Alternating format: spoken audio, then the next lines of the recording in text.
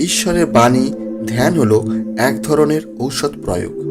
ইহা আপনাকে আপনার কষ্ট ও যন্ত্রণা সহ্য করার প্রয়োজনীয় শক্তি দেবে এবং আপনাকে আরোগ্য লাভ করতে সাহায্য করবে। ঈশ্বরের বাণীতে মনোযোগ দেওয়ার কথা বাইবেলে আমাদের বলা হয়েছে। এই কাজ করলে আমরা জীবনে ও স্বাস্থ্যে ঈশ্বরের আশীর্বাদ উপভোগ করব। ঈশ্বরের বাণীর ধ্যান হলো এক ধরনের ঔষধ প্রয়োগ। বৎস, আমার বাক্যে অবধান করো, আমার কথায় কর্ণপাত করো, তাহা তোমার দৃষ্টির বহির্ভূত না হোক, তোমার হৃদয় মধ্যে তাহা রাখো, কেননা যাহারা তাহারা পায় তাহাদের পক্ষে তাহা জীবন, তাহা তাহাদের সর্বাঙ্গের স্বাস্থ্যস্বরূপ। এছাড়াও বাইবেল আমাদের প্রতিশ্রুতি দিয়েছে যে ঈশ্বর আমাদের সমস্ত রোগ ভালো করতে পারেন। ঈশ্বর রাজা দাউদকে বাইবেলের অনেক গীতসংগীতা লেখার জন্য ব্যবহার করেছিলেন। ঈশ্বরের অলৌকিক আরোগ্যদানের ব্যক্তিগত অভিজ্ঞতা তার ছিল। হে আমার প্রাণ, সদাপ্রভুর ধন্যবাদ করো, তাহার সকল উপকার ভুলিয়া যাইও না। তিনি তোমার সমস্ত অধর্ম ক্ষমা করেন, তোমার সমস্ত রোগের প্রতিকার করেন। তিনি কূপ হইতে তোমার জীবন মুক্ত করেন, দয়া ও করুণার মুকুটে তোমাকে ভূষিত করেন। তিনি উত্তম দ্রব্যে তোমার মুখ তৃপ্ত করেন, ঈগল পক্ষীর ন্যায় তোমার নতুন যৌবন হয়। যাহারা ঈশ্বরের উপর বিশ্বাস স্থাপন করে, ঈশ্বর চান তাহারা নির্ভয়ে বাস করুক। আপনার স্বাস্থ্যের অবস্থা যাই হোক না কেন, ভয় পাবেন না। এখানে আছে ঈশ্বরের নিশ্চিত সাহায্যের সুসংবাদ। কিন্তু এখন হে যাকব, তোমার সৃষ্টিকর্তা, হে ইসরায়েল, তোমার নির্মাণকর্তা সদাপ্রভু এই কথা কহেন, ভয় করিও না, কেননা আমি তোমাকে মুক্ত করিয়াছি। আমি তোমার নাম ধরিয়া তোমাকে ডাকিয়াছি, তুমি আমার। তুমি যখন জলের মধ্য দিয়া গমন করিবে, আমি তোমার সঙ্গে সঙ্গে থাকিব। যখন নদ নদীর মধ্য দিয়া গমন করিবে, সে সকল তোমাকে মগ্ন করিবে না।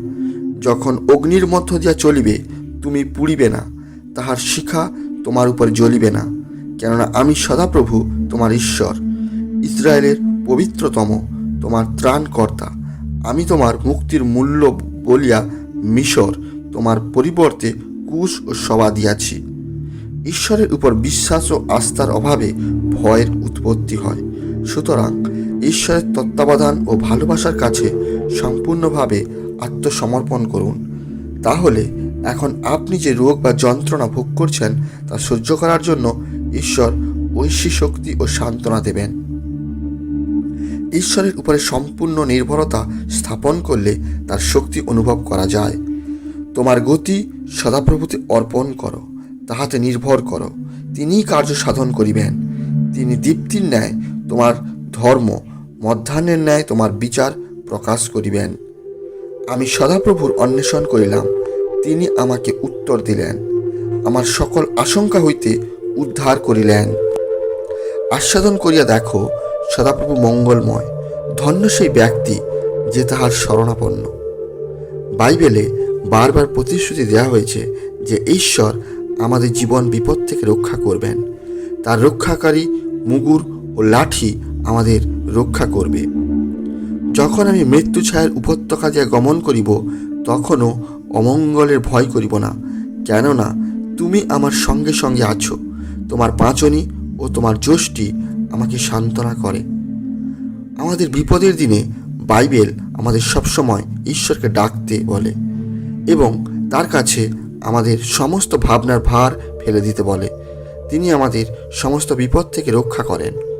আর সংকটের দিনে আমাদেরকে ডাকিও, আমি তোমাকে উদ্ধার করিব ও তুমি আমার গৌরব করিবে। তোমাদের সমস্ত ভাবনার ভার তাহার উপর ফেলিয়া দাও, কেননা তিনি তোমাদের জন্য চিন্তা করেন। সবসময় ঈশ্বরকে ধন্যবাদ দিন, তাহলে অবাক হয়ে দেখবেন যে কত মহা আশীর্বাদ আপনি লাভ করেছেন।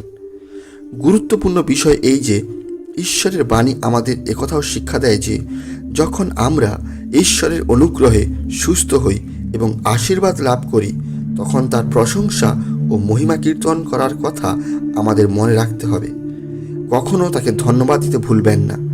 ঈশ্বর আপনার জীবনে আপনাকে যা দিয়েছেন তার জন্য যখন আপনি অবিরাম তার ধন্যবাদ দিতে থাকেন, তখন আপনি অবাক হয়ে যাবেন যে কত মহা আশীর্বাদ আপনি লাভ করেছেন।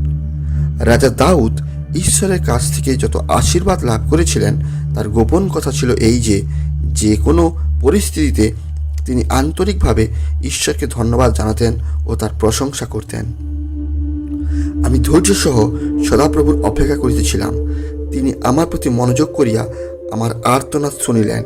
তিনি বিনাশের গর্ত হইতে, পঙ্কময় ভূমি হইতে আমাকে তুলিলেন। তিনি শৈলের উপরে আমার চরণ রাখিলেন, আমার পাদসঞ্চার দৃঢ় করিলেন। তিনি আমার মুখে নতুন গীত, আমার ঈশ্বরের স্তব দিলেন।